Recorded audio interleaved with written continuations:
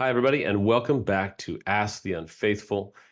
I wanted to start with just a quick comment today. There's so many people out there who feel discouraged trying to heal from infidelity or addiction and problematic sexual behaviors. There's so many times that people say, I go to message boards and forums, and all I read is this doom and gloom and this negativity. And so many people say you shouldn't even try. I saw this quote, actually, one of my clients posted it on Instagram the other day. It says, "Never assume that loud is strong or quiet is weak. It's often the other way around." And I've said it, and you've echoed it, that sometimes the most healed people are not the loudest people on the internet. There's Definitely. lots of people healing. And today's question is, what are the 5 smoke screens the unfaithful use to deflect? So to start though, why do we constantly deflect, James? So that's a great question because it really says why we're doing this, right? We're not always aware of it. And I'm not saying unconscious this time. We're conscious of what we're doing, but we're not really aware of why we're doing it or even how much damage it's causing. But what we're doing is trying to deflect the attention from the bad stuff that we've been doing or that we're doing or that we have done. So we're basically saying, oh no, boom, we're going to hit that one over there. We're going to hit that one over, or in your case, hit that one over there and hit that one over there. Right. Right. Pretty well considering my shoulder is shot. Don't hurt yourself. Don't hurt yourself. I know, it's home runs, right? So we're trying to constantly keep the our partner's view off of what we're actually doing. And that's why I Yes. call them smoke screens.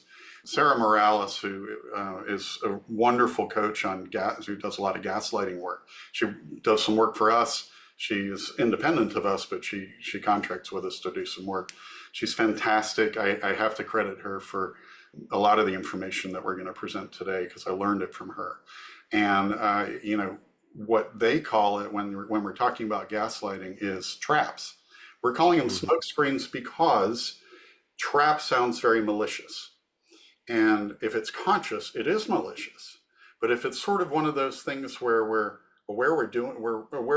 keeping attention away from what we're doing, it's being conscious of what damage that's doing isn't so. And so we're not necessarily being malicious. It is having an effect that is so damaging that any partner would think it's malicious. How could you not? Because we're just unsafe. Unsafe people Yeah, do unsafe things, right? yes, exactly. So all credit due to Sarah, and Sharon actually helped me understand one of these really, really well. We set these for that reason. We put these out there so that we can't really be seen. It's like John Cena, right? Can't see me. Is it safe to say that we prey on the vulnerabilities of the betrayed? Yes. So we do two things. We play on the strengths of the betrayed and we prey on the vulnerabilities. Right. Mm. And so I've kind of each one of these, I've sort of said which one it is. Certainly, you could say, well, it does actually play on this. And, I can't say that I've done it encyclopedically, but it does both, right? The big reason we're doing this today is more for the unfaithfuls to be able to see what they're doing, to be able to go, okay, wow, here are all the things that I'm doing. I didn't know I was doing that. Ooh, I don't want to do that anymore. And if you're thinking, oh yeah, I'm doing that really well, cool. No, you don't want to do this anymore because Right. it's horrible. If it is conscious, watching this can help them realize how much damage they're doing. If it's subconscious or something that's flying below the radar, this is a great way for them to go, man, I never thought of it that way. Geez, that really helps me. Because whether it's a trap or a smokescreen, at the end of the day, there's some desires behind the traps or smokescreens, and that's what we have to talk about first, right?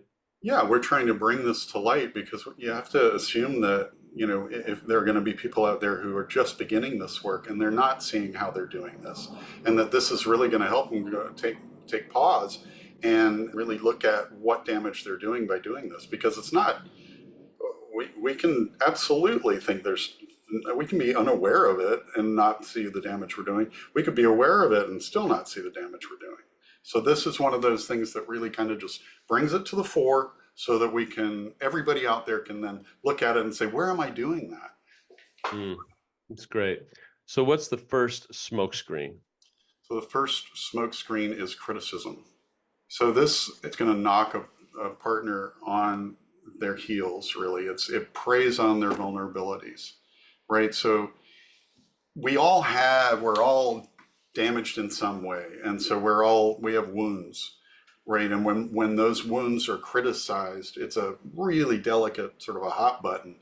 And so what that does is it takes a partner's attention off of what we're trying to do by, oh yeah, well, you do this, Right. or we try to discredit their thinking, or we pick on their flaws. Well, you're always this, or their body, you're too heavy, or you're too skinny, or or you know what, you're not very smart. You're not really getting this, right? Or we use name calling. Name calling, by the way, is really not good either way.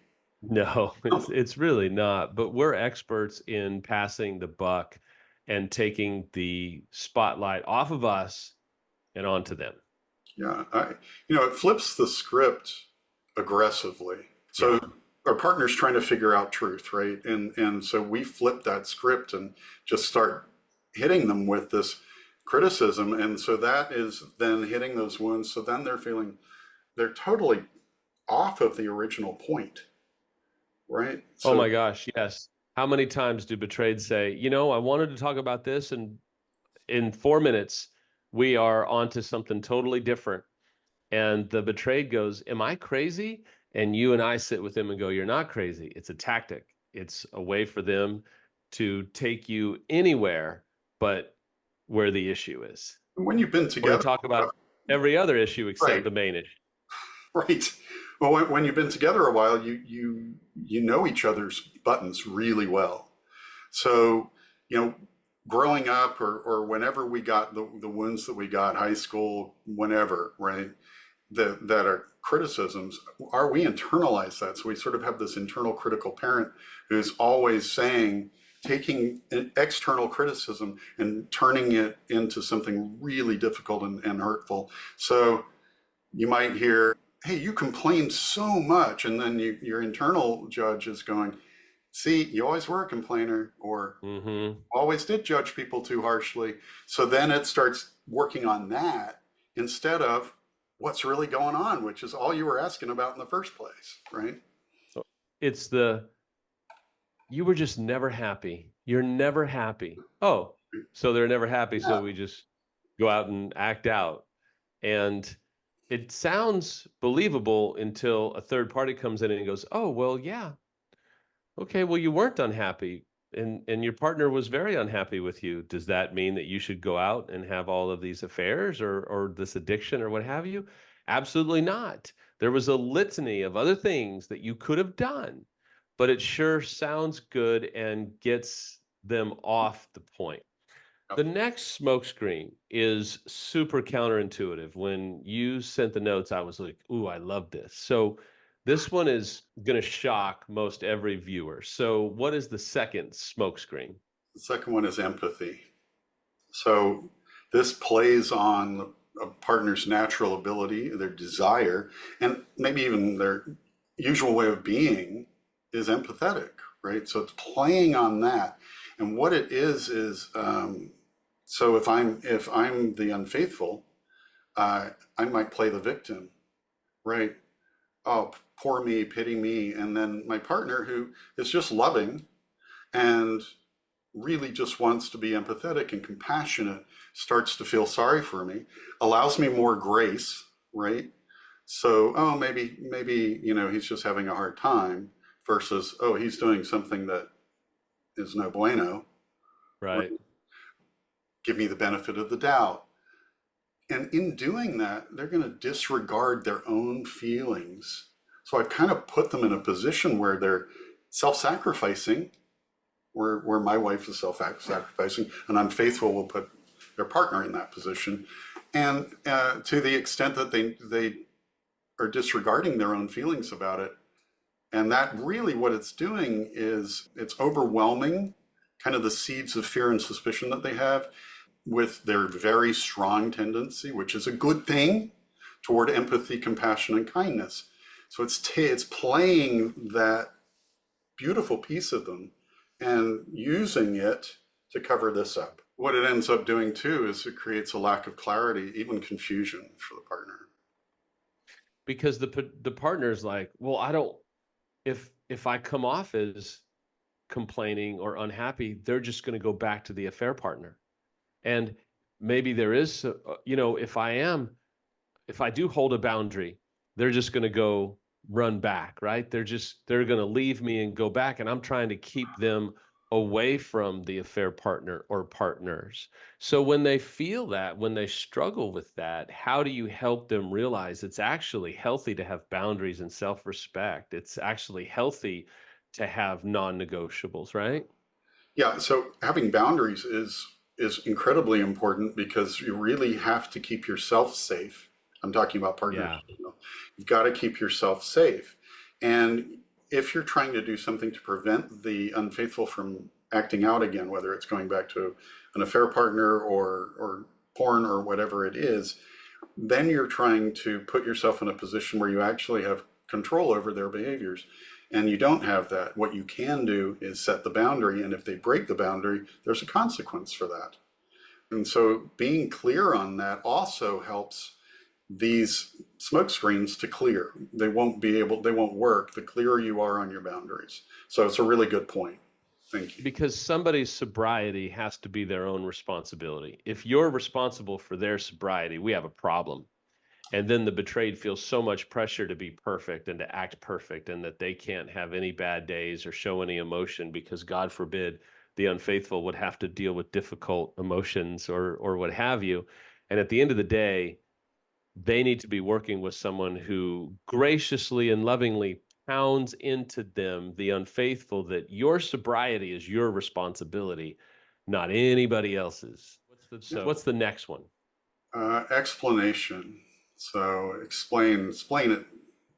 Too much splaining, right? Mm, It really plays on a partner's need to be understood. You know, feelings feelings are always enough. So being understood as a partner, your feelings are always enough, right? You don't have to back them up with facts. To be understood, you need to be heard for your feelings. So that's a message to the unfaithful. Listen for feelings, no buts, yeah. no, well, what, no questioning. So what the explanations do is it shifts their perspective from their own to the unfaithful's. Right? So basically, I'm asking you to tell me what this is about, turns into sometimes maybe I just want to know more than any normal partner would. Which, no, you're just wanting to know what that's about.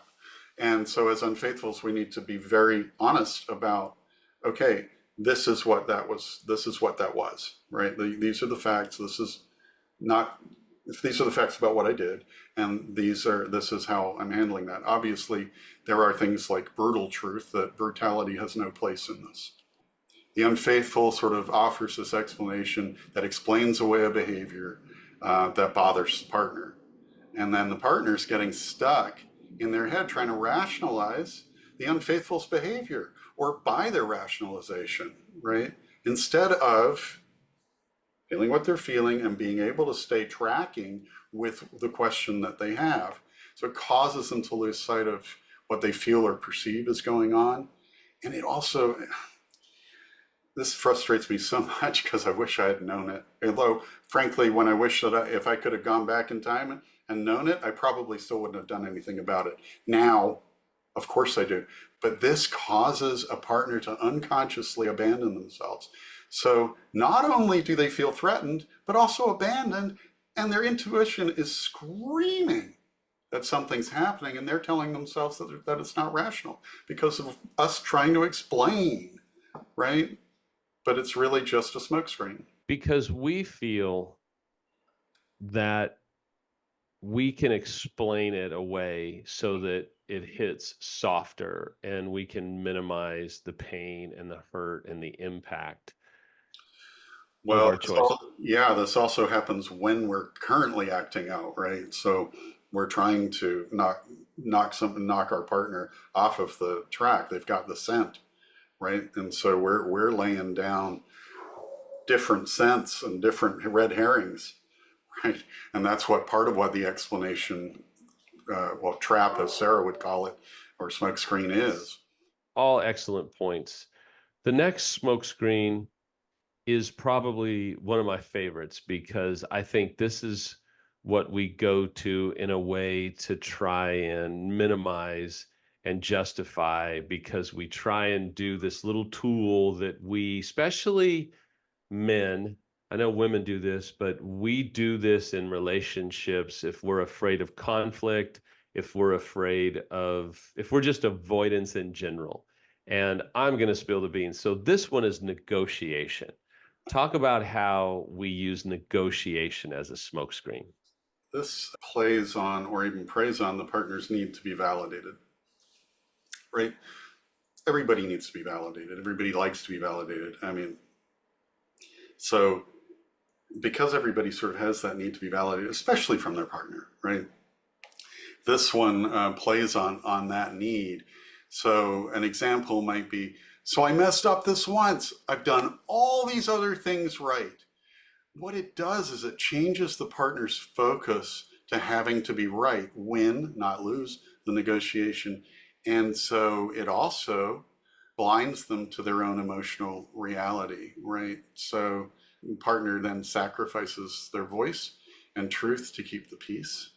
So the validation part comes in where it forces the partner into kind of making the argument or negotiating to the point where they need to be right. So they can be told, okay, yeah, you're right, I agree, right? And so that in doing that, it blinds them to their own emotional reality.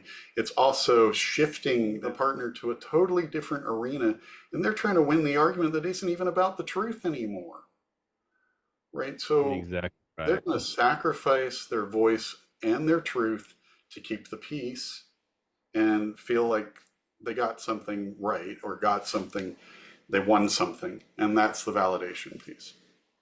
And anytime, I think you'll shout this statement from the same mountain, right? That anytime the betrayed has to sacrifice their voice or sacrifice their feelings to keep the relationship going, it's an enormous red flag, especially on the heels of infidelity or problematic sexual behaviors of any kind. If they are having to sacrifice, abandon, or stifle their voice, we got a problem. Huge, huge problem. And so that's a really good message for the unfaithful to hear. If you are pushing your partner to a place where they have to sacrifice any of those things that Sam just mentioned, that's not the right place to be because it's the opposite of where you really want to be, which is in Right. honesty and empathy and compassion. Very well said. Because we are enormous egomaniacs. And here we are, the violator, the offender, the unfaithful, and yet we're trying to demand how they should treat us, which brings us to the fifth smokescreen, which is kind of on the heels of what we just talked about. So give it to them. I'll let you bring the noise on this. So this is the one that Sharon really taught me. I mean, several years ago, but I just love it. And that is authority. So this preys on a partner's willingness to help. Here's the problem though. It puts the responsibility on them. So here's a couple of examples just to explain why. So one of them is asking if they can break one of the bottom lines. Well, I promise not to drink, but is it okay if I have a glass of wine with you? So Mm, that puts the responsibility for breaking something, a promise, a bottom line that they made and that was agreed on with their partner. It puts the responsibility of breaking that onto their partner. So let me give you another one. Well, okay, what do you want me to do? Or better said, what do you want me to do?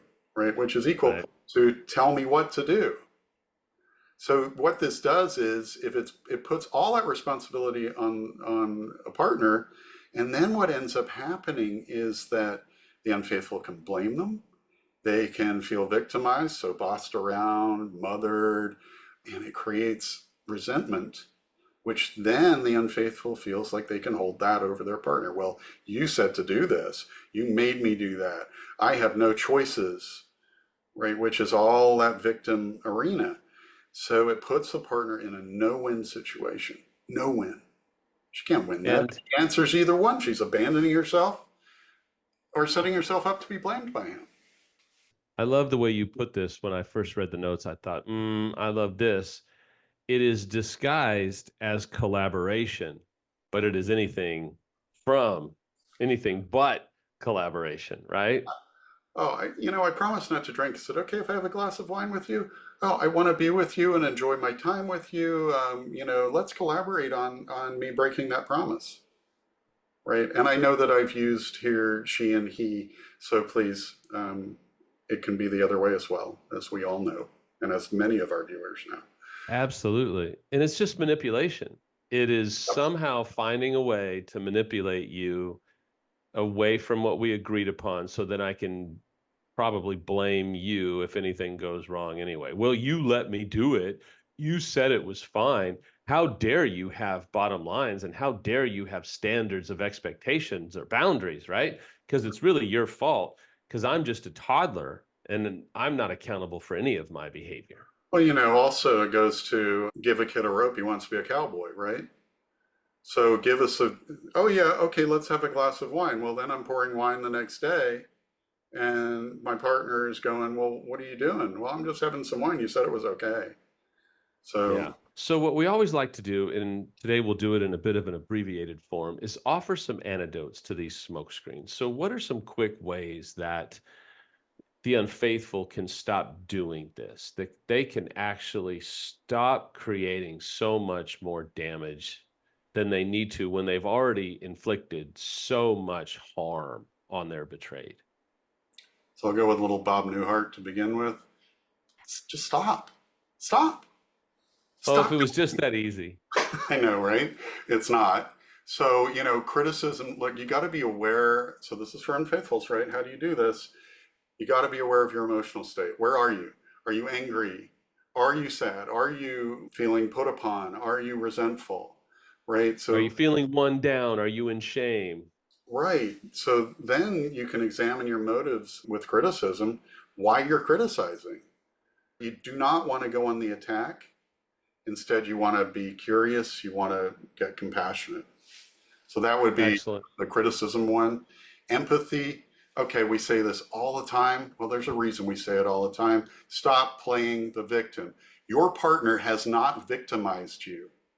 It's quite the other way around. So if Yes. you're feeling like you're the victim, you really have to look at that. You got to get real about that. At this point, you use other people who've been through this to help you. I know we say that all the time. We say it all the time for a reason, right? So get that perspective from someone who cares or who knows your partner. Yeah. Flip that script in a positive way and be compassionate and empathetic. If you want to criticize, be compassionate. Go in the opposite direction, right? Your partner's in pain and needs that kind of compassion and empathy. What about explanation? What about when they use that smoke screen? How can they rescue themselves? Explanation is evasion. If you're serious about your recovery, get honest. Don't evade. If you're not sure how to handle it, get some advice. This is where I'm going to get a little hard here, but this is where self respect comes into play. I had to learn, if I wanted to have a little self respect, explanation was going to take me down the wrong path towards that. That's right. So You're exactly why right. am I making excuses? Just own it. Figure that out. And until you own your behavior, you're never really safe. There's not a there's no expert on infidelity, whether they're a pastor, priest, rabbi, coach, therapist, counselor, or PhD. Nobody's going to say that you're safe until you can compassionately, empathetically own your behavior and the consequences of your behavior, Right. So right? yeah. And that goes to the next one, which is negotiation. What do you need to negotiate? It's if you're negotiating, you're bullshitting. Yeah. So, you know, don't negotiate. Don't put your partner in a position where he or she has to feel like they've got to argue their way to a place of so that they're understood and so that they are right. They're already right because their emotions are right. Don't negotiate. And And that one, finally, yes. And finally, please go ahead. authority. Authority. Make the decision for yourself of what you know to be right. Right. Yeah. If you're confused, Take responsibility. Just plain right. and simple, right? Yeah, at this point, I mean, if you're right at the beginning, you might have a hard time with right or wrong. So ask somebody who's walked this path. But at this point, you probably know right or wrong. If it should at this point be a feeling in you that that's not really something's off about that. So you've got to question it. Take responsibility for the decision. Don't put it on your partner. Yeah.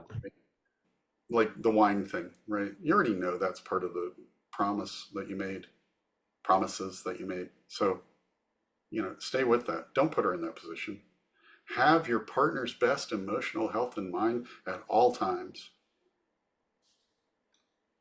And throughout all of this, if you're an unfaithful, maybe today's been extremely humbling. One might say convicting. Maybe it's caught you and said, man, I'm doing this. So the last thing that we would want would be for you to circle the drain into shame.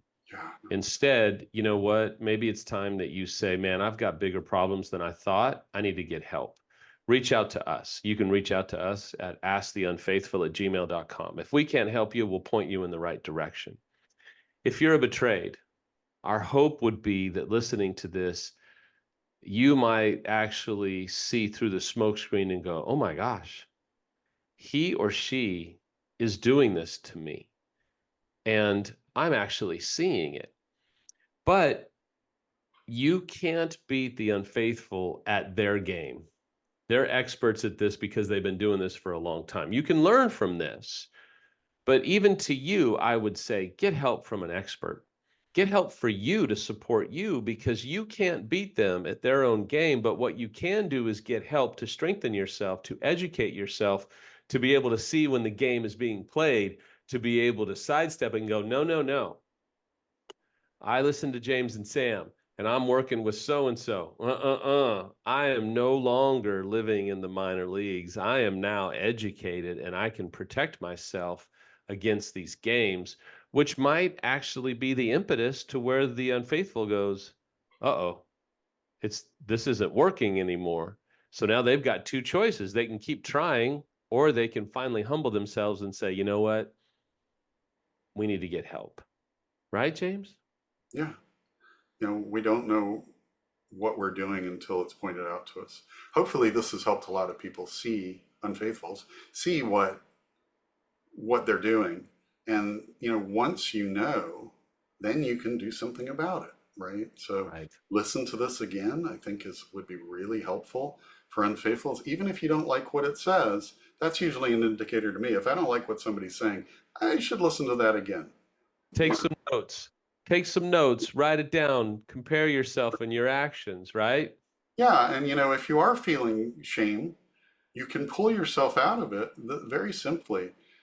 Make an amends to yourself, your higher self, and then make an amends to your partner. Because if you do that, you've just pulled yourself out of the shame spiral. It's a beautiful thing because you're also bringing things onto an even plane then.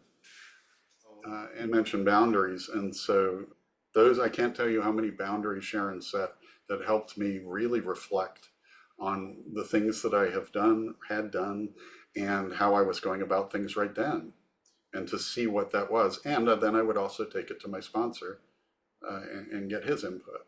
So, And man, thank God for strong betrayeds, whether it's a female or whether it's a male. Thank God for a betrayed that says, no more. I'm not living like this anymore. I'm no longer going to enable your behavior. I'm no longer going to enable what is actually hurting me and pressuring me to have to abandon more and more of myself to survive this relationship. Today, these antidotes, these 5 smokescreens, are the opportunity to see through the smoke and be able to finally get clarity and get healing. We wish you nothing but the best and healing today. We deeply hope and pray that you find healing for your relationship. But if it can't be healing for your relationship, it can absolutely be healing for yourself. And remember, sometimes the loudest voices are not the most healed voices. We'll see you next time on Ask the Unfaithful.